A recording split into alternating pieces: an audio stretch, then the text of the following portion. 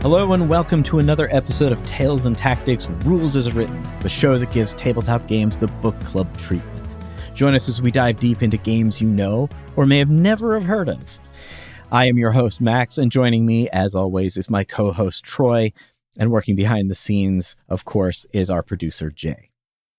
Today's episode is one that I've been looking forward to doing for a while because it is such a unique idea that doesn't seem unique on the surface, but as you dig into it, it has all sorts of implications to how role-playing games work in general or how they don't work.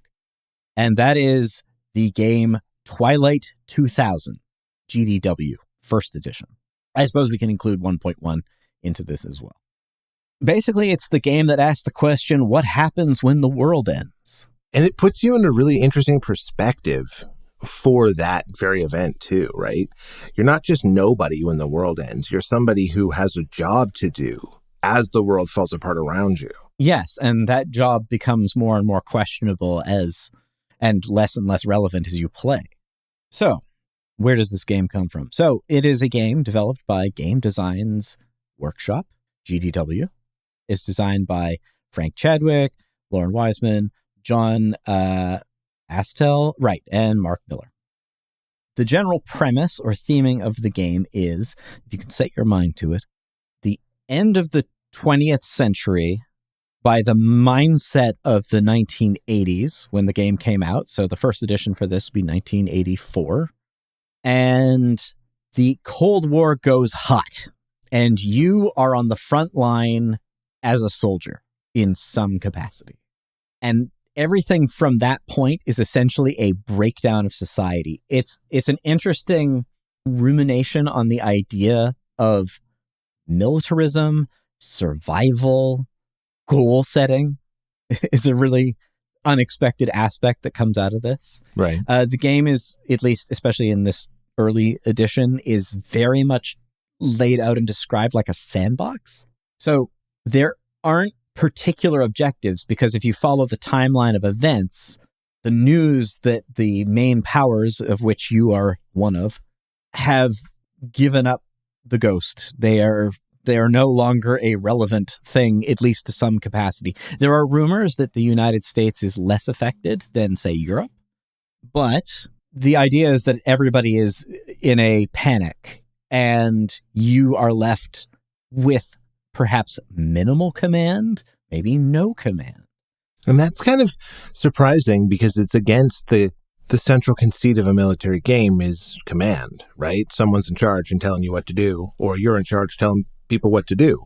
So the breakdown of that, I think, is what really makes this interesting and sets it apart from a military sim that might otherwise let you use era technology in an exciting Cold War gone hot way. Here, what really stands out to me is that breakdown in command and control.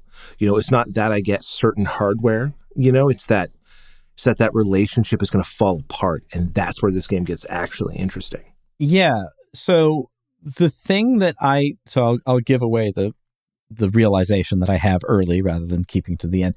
The thing that I realized about military role-playing games, even though the role-playing game and the war game live next door to each other, there's this particular issue with military role-playing games, which is because of the rigid command structure and the political ramifications of military intervention, there is very little autonomy for players in that type of game. Now, I'm not saying that you can't play that or you can't find an interesting avenue for that idea, but the stumbling block for a military role-playing game of any kind is the lack of freedom of choice, which is actually almost an inversion of some mechanics that exist in war games, where your authority is the primary aspect and the wrench is the autonomy of individual soldiers, represented by things like morale. Or discipline checks and stuff. Or discipline checks, or just random bad stuff that causes retreats. Yeah, totally. Forced morales or events or whatever, right? Right. But because role-playing is built on an individual level, and it's that aspect of personal storytelling, at least for the most part, that is the function of it, the authority gets in the way of the autonomy. This is a thing that Troy and I have worked out. We're referring to the 2 A's of gaming. And there's always a bit of both, because sometimes, and it's not a scale like a sliding scale, it's more of how much of each before one spoils the other. And also depending on what kind of game you're playing, right? Sometimes authority can be a great mix with the autonomy in a role-playing game. A great example of this is Paranoia, where there is an authoritative structure pushing down on you, but it's about subverting that. Yes. Right? It's about seeing what you can get away with, or what you can use the authority to do for you against someone else. But in a military role-playing game, especially if you're trying to be realistic in the way that Twilight 2000 is trying to, definitely this edition, and the second edition for sure. Can't speak to the third or the fourth because I haven't read it yet, but the first edition goes painfully out of its way, sometimes annoyingly so, to be as grounded and real as possible.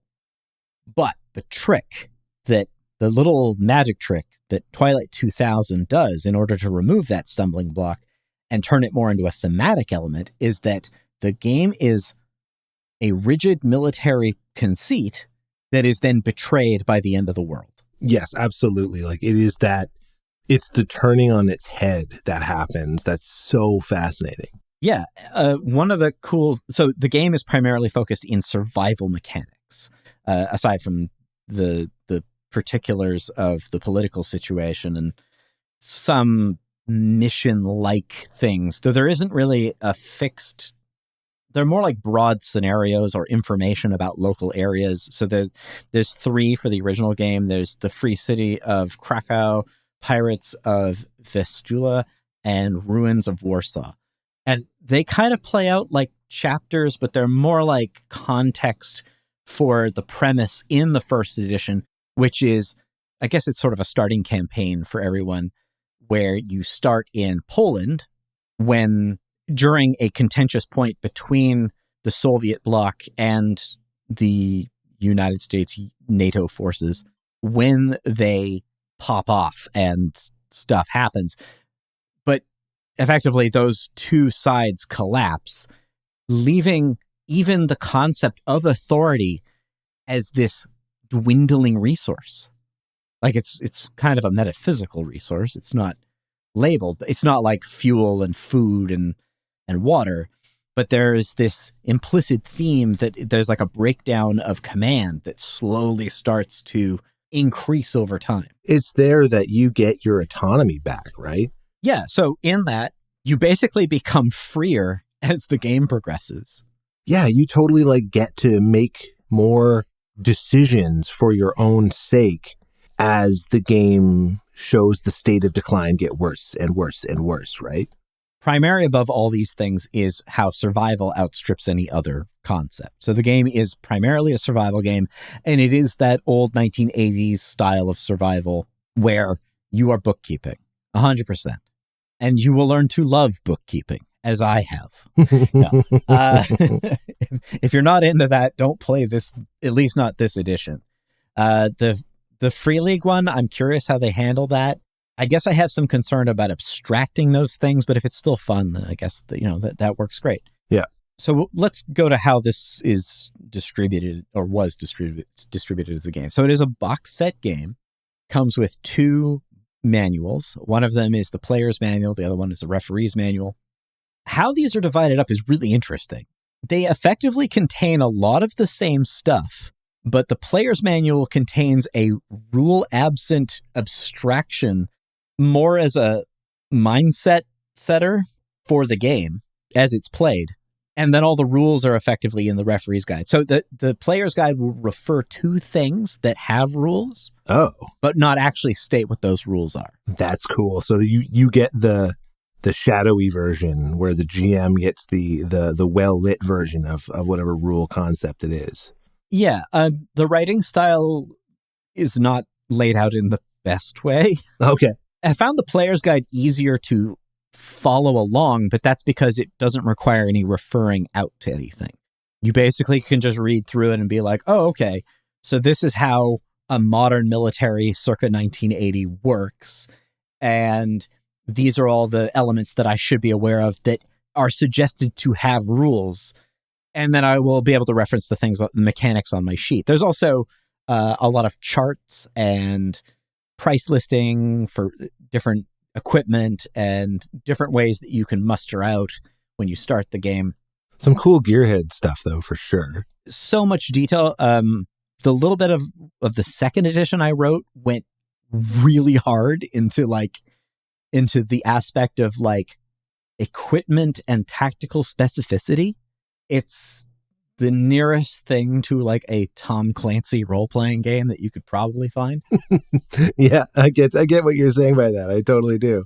If you're just interested in military stuff, this whole part, like first and second edition, are great for that. First edition is very much focused on trying to get you into that experience, so it doesn't bog itself down into a lot of minutia. The game is ostensibly, it is a D100 system. It's a percentile system first. It does use D6s as well, but a lot of what is determined is based on a skill roll under roll that you would get in Call of Cthulhu or any other like Chaosium game. The character creation process is so in-depthly complicated that there is a character generation worksheet separate from your character sheet. Now, my quick question that I immediately pivot to when I hear about the complexity of the character system here is, well, how lethal is it? It's deadly, and not just in the sense that you want to avoid firefights despite the incredibly detailed and, I would assume, robust combat system. If you can avoid throwing bullets at each other, that would probably work out for you better than shooting. But it's also lethal in the sense that every disease you could think of that you could catch in a survival situation, from dysentery, a classic, to the lesser noted in game systems, hepatitis, make an appearance in this game. So there's no just sipping water, right? There's boil water advisories on everything. This game can only really be played truly. You need a very just referee who is going to play tough but fair. It is going to lean heavily on your declarative statements. If I was running this, I'd probably have it so that you could set certain camping tasks, right? So when we make camp, but those would have to be agreed upon by everybody and listed. And if they wanted to be changed, routines, I guess. It's a system that I've seen used in other games, sometimes obnoxiously in like older D&D games. They would be a routine for searching rooms and moving through dungeon procedures. Because why say we search everything when... Yes, right, of course. Just as this is a side thing about the routine approach. So that sounds obnoxious to the GM, right? But actually it doesn't have to be, depending on how it's used. So you might have a routine for travel, and you might have a routine for encampment. But the fun thing is, if they're being watched by the enemy, you can then play with that. You can say, what is the weakness in this routine? And does the enemy realize it? Yes, totally.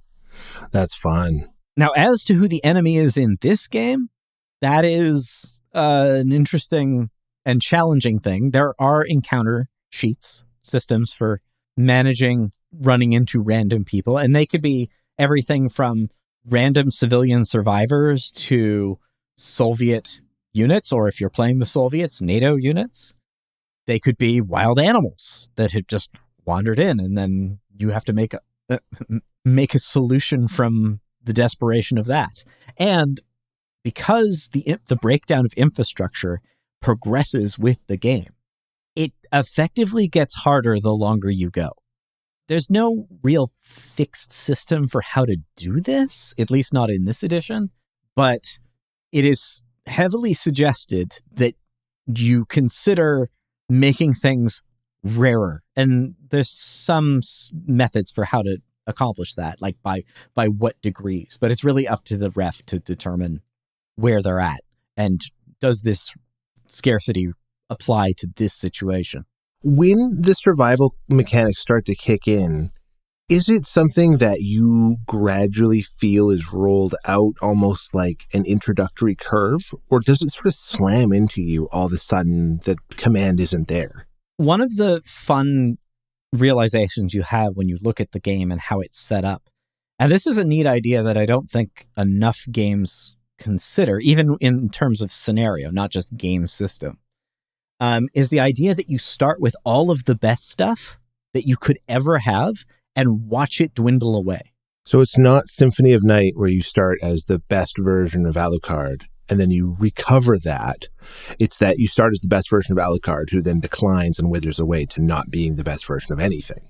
You become stronger as, I suppose, a team in the context of survival, not necessarily the context of military engagement, right? But there will be some of that as well.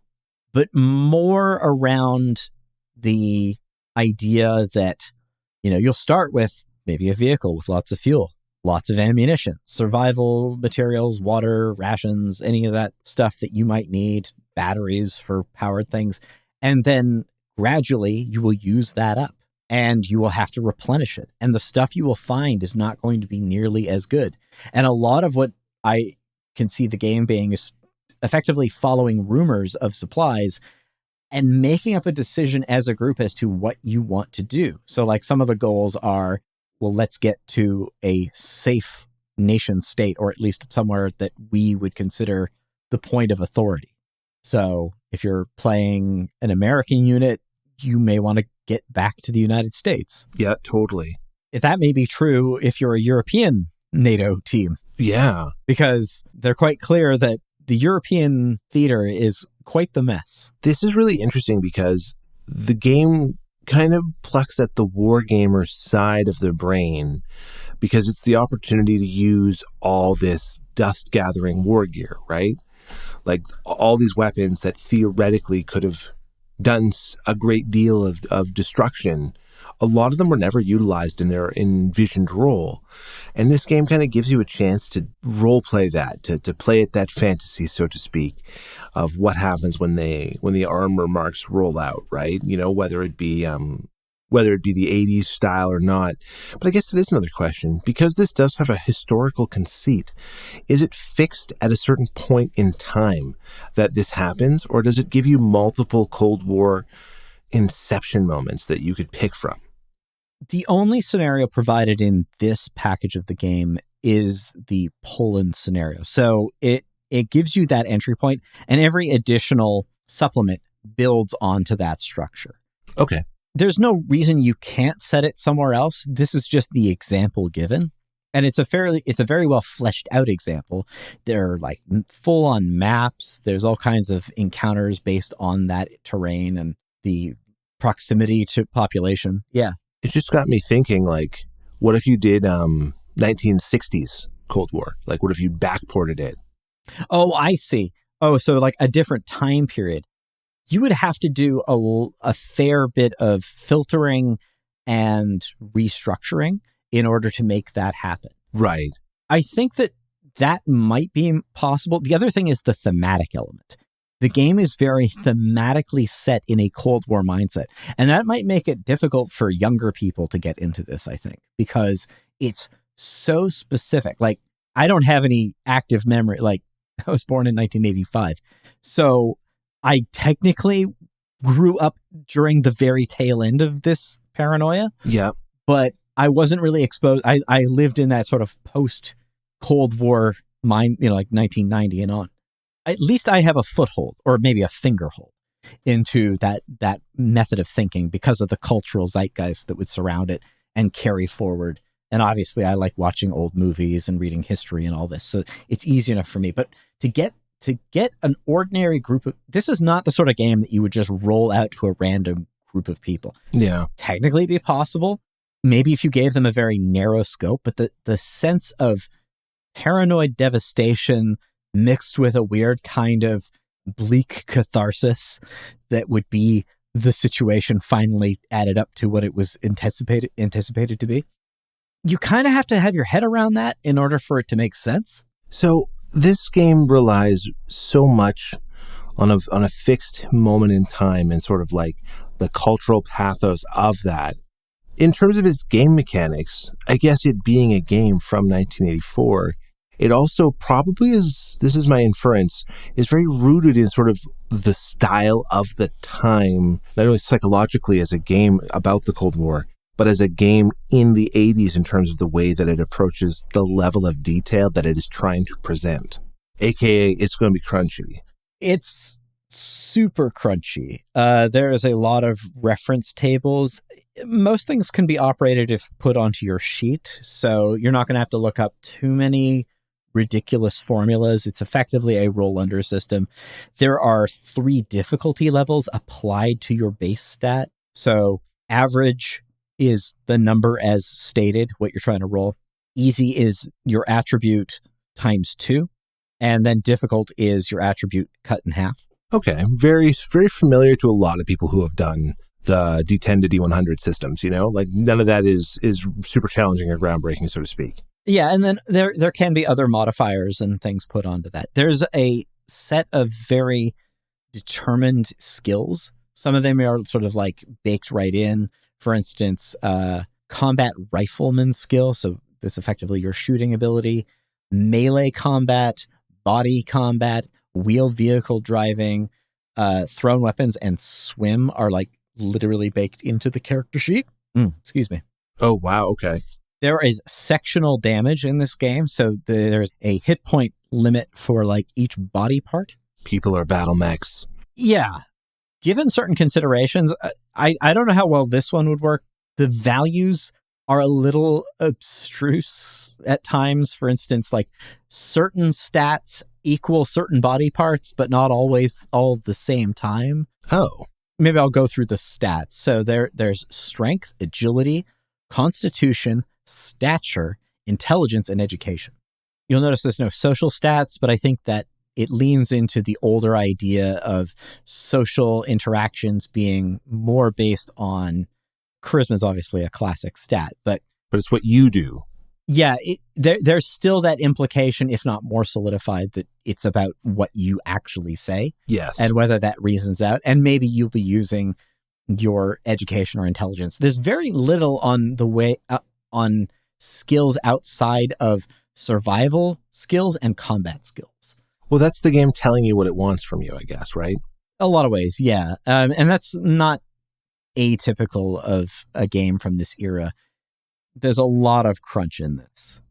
Yeah, the skills sort of range in areas. So there's combat skills, survival skills, technical skills, things like, electronics, demolition, metalworking, weather predictional skills. There's medical skills, which are obviously super necessary, but very niche to that. So first aid, and then like medicine in and of itself. Vehicle skills. Vehicles are really interesting because they are extremely effective and powerful, but very finicky to maintain, and eventually will become a burden on you. Right. Just by looking at how they're like the different things that could go wrong, the different things that they need, parts wear out, fuel wears out. I don't know if people know this, but gas is perishable, like in real life. And that is actually accounted for in this game. Oh, wow. Okay. That's fascinating. So there's a ticking clock on the resources you're trying to acquire in a very literal way. Yeah, things wasting away, even in storage, is totally a thing. And that plays to the idea of how long the game actually proceeds when you find more stuff. So stuff is being dwindled away even before you get it. And then that is broken down by the scarcity of finding it. There are some social skills, so interrogation, persuasion, and instructional skills, effectively leadership.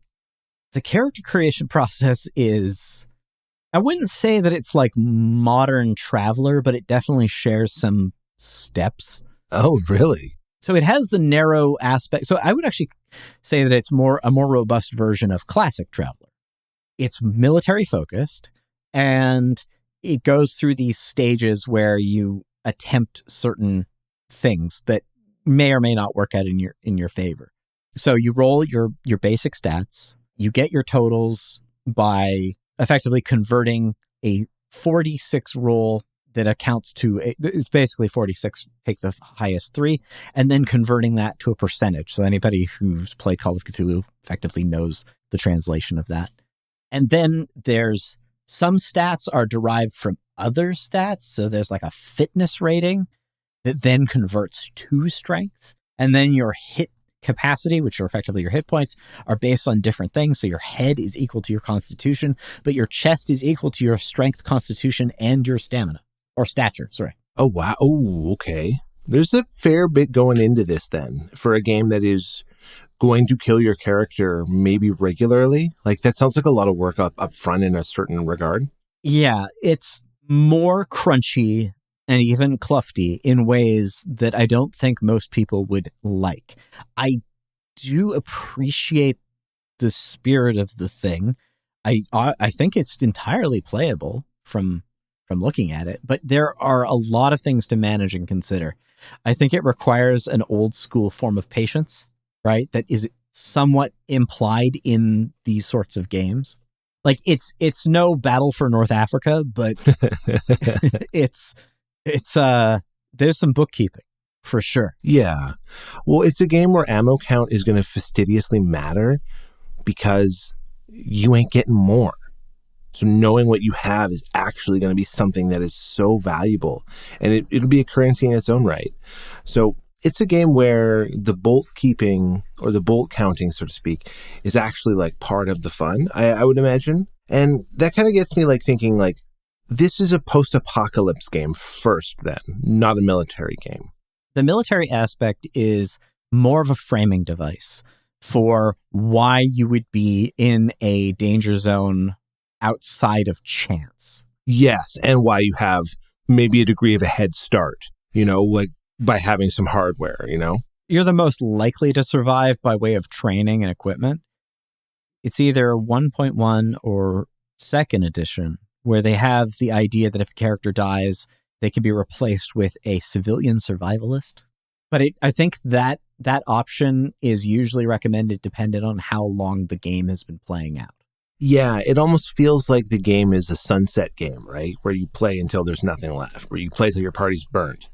Or maybe you reach some relative stability somewhere in the world. Right. Which is very much determined by whatever the GM thinks makes sense. Yeah. Or whatever fits there.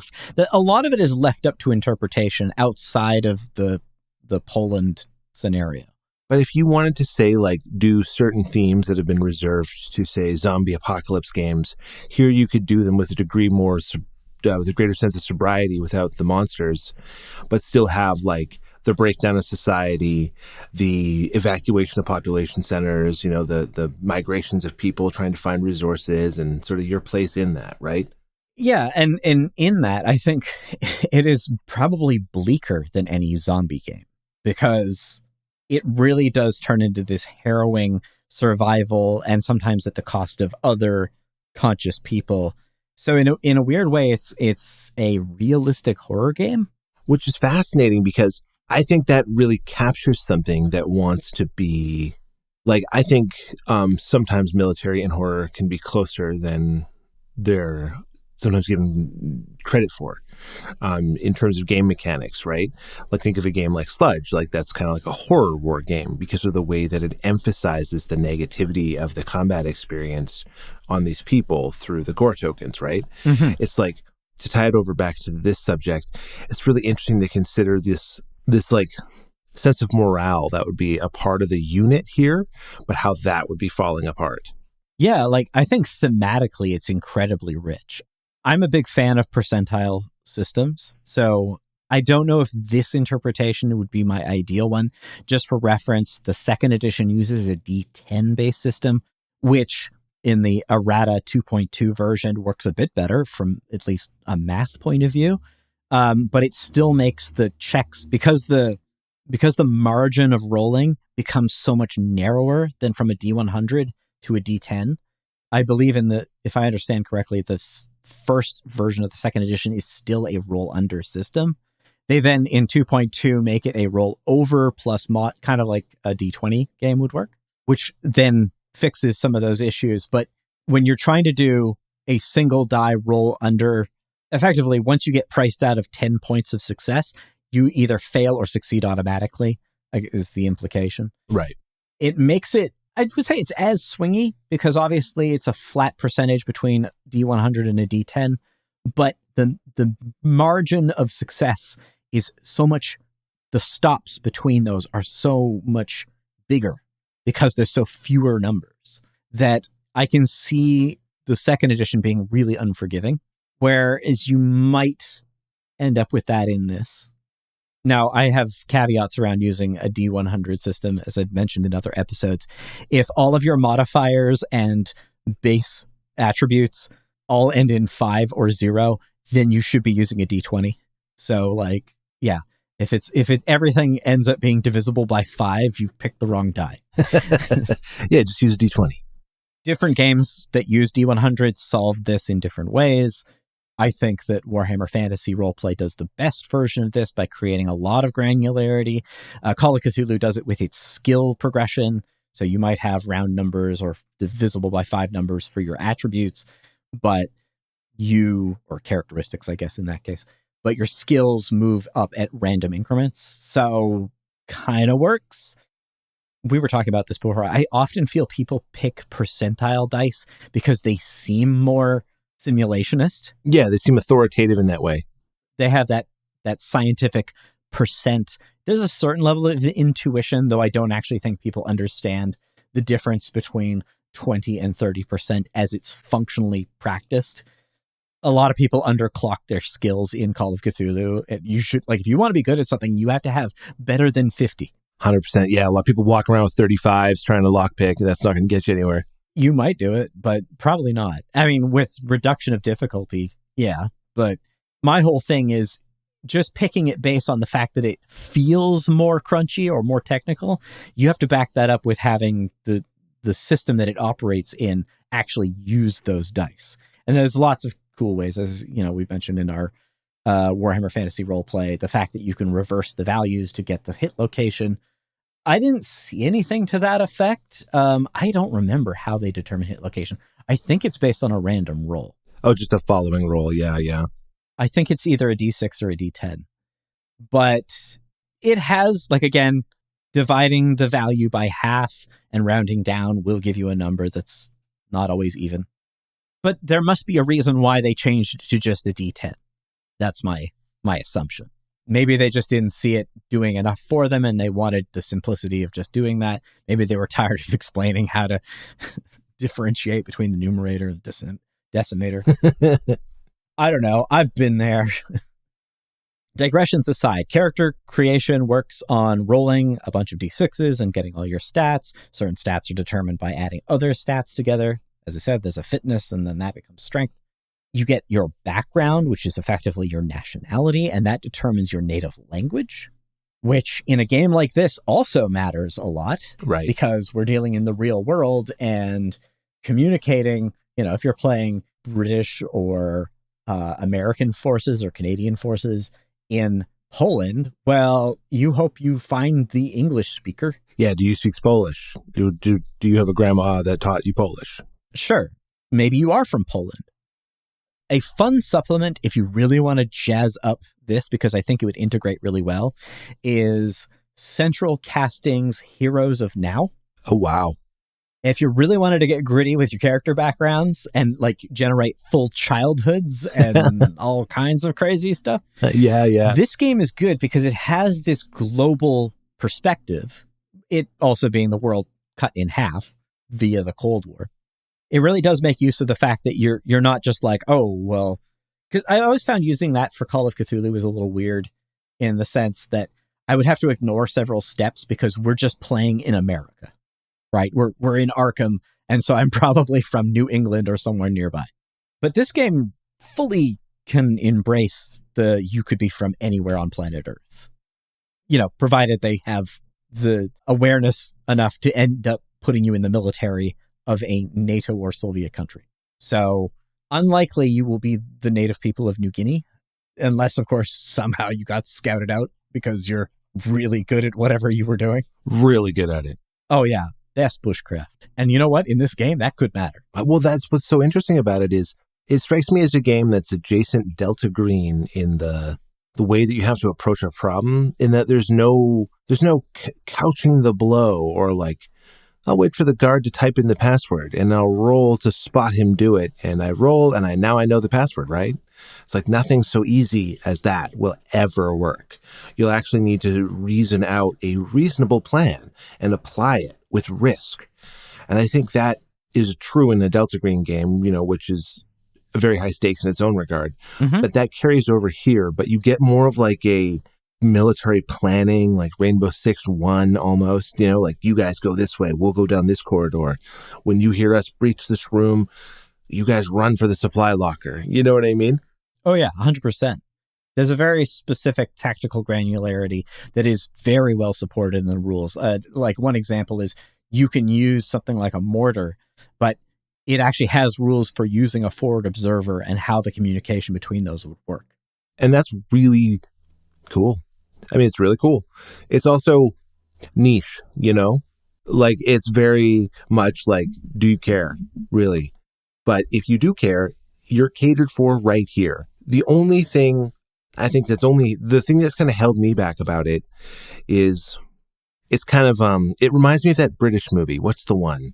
The British movie about the bombs falling. Oh, yes. I've forgotten the name, but I do know the one you mean. You know the one I'm talking about. Hopefully someone in comments or something can... It is a heavy movie. It's very tragic. And I feel like that does permeate this game a little bit. Like this game's kind of, it's on the heavier side. So it's not as light or as easy to leap through as perhaps other titles may be, because it's dealing with something that's, rooted in reality. And it's not a game where you're just fighting like, oh, those are skeletons over there. It's like, no, those are people who are starving and you have to fight them for the same sack of grain. It's bleak. Very much. It is. It outdoes Delta Green for its bleakness, because Delta Green's bleakness is very specific to whatever mission you might be accomplishing. This is like, there's no light version of Twilight 2000. Yeah, and there's nothing supernatural about it that's propelling it, right? There's no like, oh, well, at least in our world there isn't the Yellow King. It's like, no, in our world this literally is an outcome that could happen, sort of. So you have to think like, I don't know, it's one of those games that requires, maybe it's kind of almost obnoxious to say this, but it's like a game that requires a certain mature touch in the way you go about it, because it is so rooted in something heavy and real and kind of grim. But I think that's why we role play stuff like that, is because it's a lot better than actually experiencing it. But you can role play it to explore it and learn from it and have expression in that mode of thought. And this is a game that gives you a way to explore, like, what would be, like, it's a thought experiment on, like, what would be asked of you if you were to go through losing everything. Like, if you didn't have food and water anymore, but you still needed that to be alive, of course, well, what do you do now? Where do you go to get it? And this game will ask you these thought experiments, and your referee will poke you and prod you to make hard decisions and, like, make you compromise yourself. And that's kind of tough. It's not always like the most fun, but it also makes the game like really interesting and rewarding in a way that like a more directly military simulated experience might not be. If it was just about the hardware, it wouldn't have as good legs, I guess I'm trying to say, as the fact that you actually have this moral dilemma of the inherent tragedy of the situation playing out, which again makes it sort of a tougher game to go to every night. But it's so interesting. I think one of the other hurdles is, as sort of suggested before, people who have some knowledge or even experience with actual militaries are going to get a lot more out of this than lay people, or like uninitiated, or at least those that may not be historically minded or interested in such things. Yeah, civvies are going to have a hard time, eh? Yeah, I get that. I myself included, obviously, but yeah, I think that would be... You play enough war games to be familiar with at least some of the concepts, but you would need at least a wargamer's, like historical wargamer's entry point, especially if you were playing a more like a modern era game, like a World War II game. Yeah. That would be bare minimum to grasp those concepts prior to reading this. Like, this game is very good, does a good job of explaining how all of that works, but to really internalize it, you might want to already have some of that knowledge or at least some interest in it before actually starting. Yeah, it's a certain type of gamer that will get the most out of this, with a certain either interest set or background or mixture of both. But that's not to say that there's not like things of value for everyone in this game, because again, it's a really thought-provoking question. Like, when you're in a survival situation, what is it that you're prepared to do to keep surviving? And this game makes it a bit of a power fantasy because it makes you the soldier in that situation, like the only one who has the gear, theoretically, to do what they want to an extent, to influence their environment outside of, their 1 meter circle and begging. You know what I mean? Mm-hmm. But then you're presented with all the problems that sprawl out from that. And I think it's going to be tough to have good adventure writing for it, I guess, is a takeaway. You'll really have to either rely on well-written published materials, or, again, as the referee, really look to like historical context as to like what happens in these situations when it's not just monsters that make society collapse. I think the way that the game is designed is that adventure or scenario writing doesn't actually play any part of this game. Mostly what you're going to do to prepare for anything is actual research. Unfortunately, now that we're moving away, we're not so far away from it. The 20th century wasn't that long ago. But now that as we move away from it, our perspective on what was like, you have to go find a textbook about NATO forces and the capabilities of each country as you would. It's more of a research project than a scenario writing, because the game is very much set up as a sandbox. There are no specific objectives except don't die. Right. So it's almost more like, okay, is it West Marchy in the way that you're giving a map, but dungeons or grocery stores or something? Yeah, there's a map present. And as I said, there are like tables that the ref has for encounters based on what type of location. The map is not hex-like. It's actually looks like a real-world map. Oh, wow. And I bet you could go online and find something equivalent to this. As long as it had a scale, which this does, you can use that. And in the box set, it would have come out as an actual map that you could use. Yeah, if you went to... It's funny because the game is set technically near future to its writing point. So you could actually have slightly more accurate information if you went and got a map from like the late 90s. Okay, yeah. Right. So there's a fun caveat with the anachronism in the game, is that we actually know how things progressed. So you could layer that onto the scenario and then have that play out. You can't really analog it to like a non-historical or theoretical historical game, because you could make it, you could say it equates to something like Fallout, but radiation doesn't give you superpowers, it just kills you. It's almost more like a stalker, just again without the psychic stuff. Yeah, thematic, like if you want to get vibes for this game, the film Stalker, though it being a Tarkovsky film is obviously has a certain pace to it. But I really like those kinds of films. But it might not be like, it might be confusing. I don't think it's boring, but like the vibe that it gives off, that is very much what. But like the Stalker game series does a fairly good job of emulating that to some degree. Yeah, and the way like that game is about like scavenger parties, counting your bullets, think like when you spot someone, you're looking at the terrain to figure out like, how do I get from here to there so they don't see me, or I have to jump on them, or whatever it is, right? So I think as a final point, I'll get to some of the detractions of the game. Okay, so all of the skills throughout the entire books, both books, they use short forms, 3-letter short forms for each skill, and they never diverge from this. And the reference to these is in a separate handout. So I don't know why, like, I guess maybe for character length, they didn't want to use the full word of the skills, but it makes having to remember what all of the skills mean very tedious. Yeah, that's messy. Needlessly. Yeah. So like combat rifleman skill is CRM, melee combat skill is MC, but like literally every skill listed has one of these. It's not really an acronym, but it's a shorthand for each one. I mean, after a while, it will probably click, but it's not the most intuitive thing in the world. What else? The art is pretty good, actually, but the box cover art is the derpiest thing I've ever seen in my life. Yeah, not to cackle, but also yes. Whoever made that has a difficult time with faces.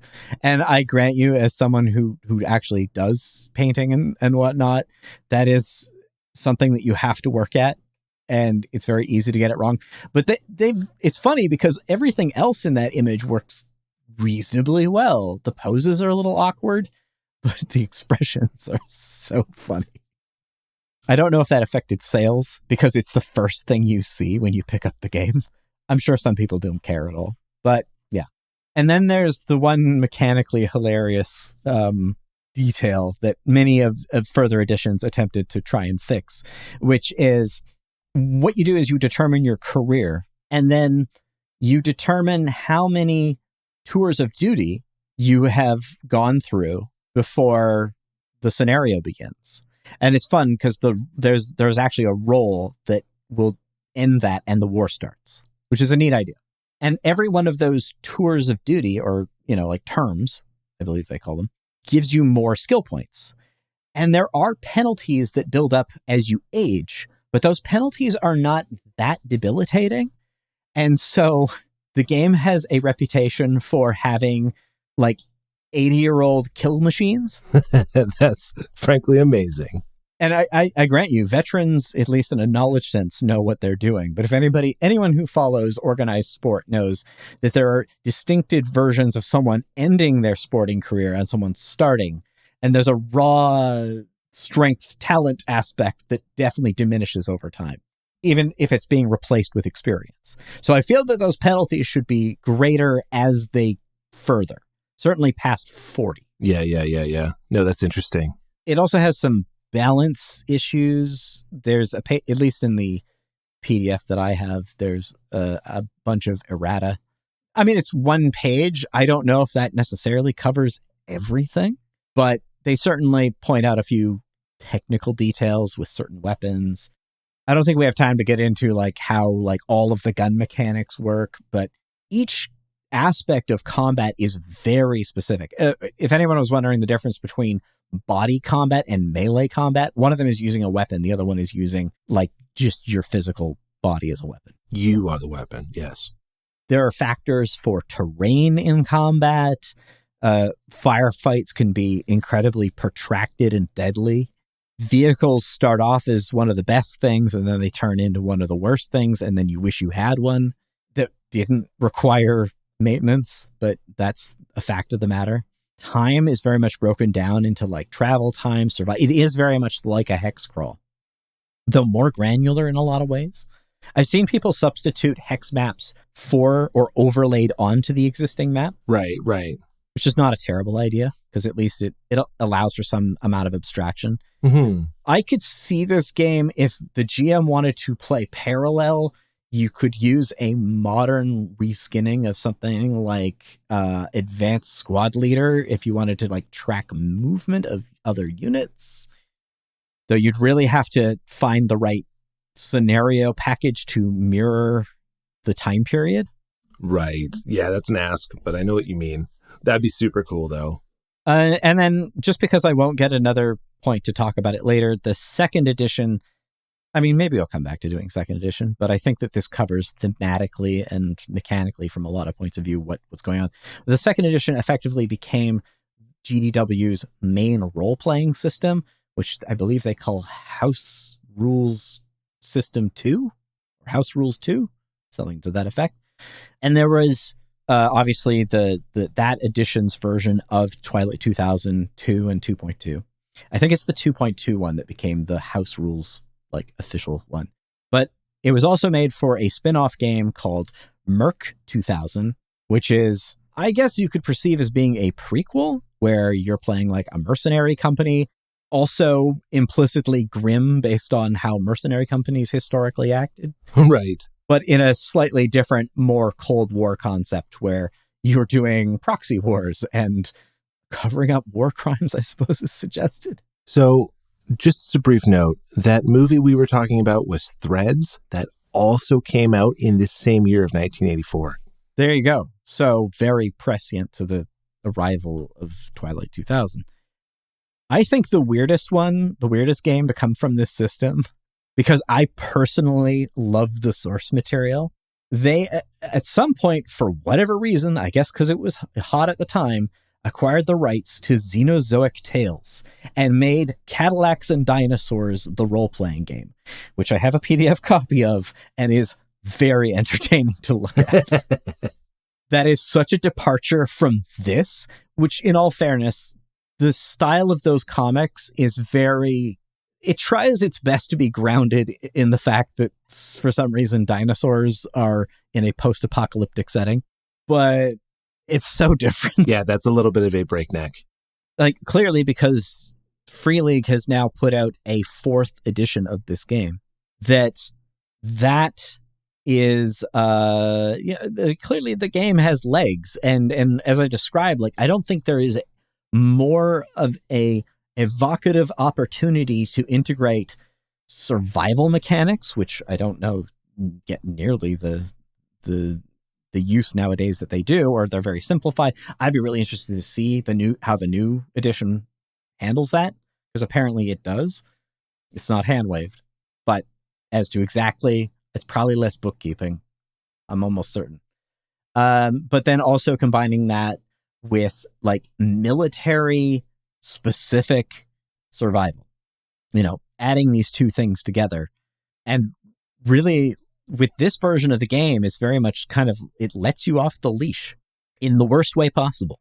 Do you have any final thoughts as to how this game hits you? I find it a really interesting series of thought experiments, less a really fun game to play, but as someone who's fascinated by history and by military history and by, that narrowly escaped catastrophe that was the Cold War, it captures my imagination, and I would want to know more. I think the new edition by Free League would be something I would want to look at, because it does move it to a hex map. It does have some other simplifications and streamlined considerations that might make it easier to get to grips with. But the central question that it asks, I'm really attracted to as someone who wants to explore what games can offer. Yeah. Do you know what kind of dice system it's using? Because they always seem to want to... Free League always... I mean, I don't want to get into a big thing about Free League. There are definitely things that they make. Like, I like their games a lot, but they tend to make them extremely proprietary and specific, so that they don't use conventional systems. I'm just curious if you were able to find out what dice mechanics they use, or custom D6 and then the regular polyhedral set. But there's a couple custom ones in there with different facings. So I think it's a custom set. There's a one for hit location, and then other ones that might be your equivalent rapid fire dice, if you want to think of them that way. Sure. Okay. So they're using a scheming similar to Coriolis or something to that effect. It looks really cool. I'm attracted to the challenge that this game would represent. In terms of what this edition specifically offers, I don't know that it has anything that makes me rose-tinted glasses looking back at it, other than the idea that it proposes at its core, which I want to explore more. So I think it does the job. Because I like certain percentile mechanic systems, and I'm trying to find an analog, but I think it would be a lot of forward heavy lifting on my part, and I'm so busy with other things. But in a perfect world, I think the mechanics for something like Imperium Maledictum would adapt this system specifically. Yeah. And probably make it a lot more streamlined, but also retaining that crunch. Yes. I could see that as an optimal D100. Yeah, just because it makes better use of the D100. It gets more of the values streamlined. But it still has a lot of that tactical similarity to this game. But I think you could play this rules as written 100%. It's just got the writing style, the referencing. It is not a company 100% known for its role-playing games, and it has a very much like a wargamer's thought process, but it's an interesting artifact, and I think that it could be modernized, and it clearly has. But yeah, I don't know it's something that you want to play, but it's definitely something that's neat to read and look at. So I guess that'll bring us to the end here. So next week, in honor of this episode, we are going to do survival mechanics, how they work in primarily role-playing games, but also war game, especially campaign, and different ways that those get interpreted. But yeah, until then, happy gaming. Happy gaming. We hope you enjoyed delving into today's episode. A big thanks to all of you out there for joining us. If you want to continue the conversation, you can find us on Instagram and YouTube at Tales and Tactics Podcast, or on all popular podcast platforms. Join us again on the next exciting episode of Tales and Tactics.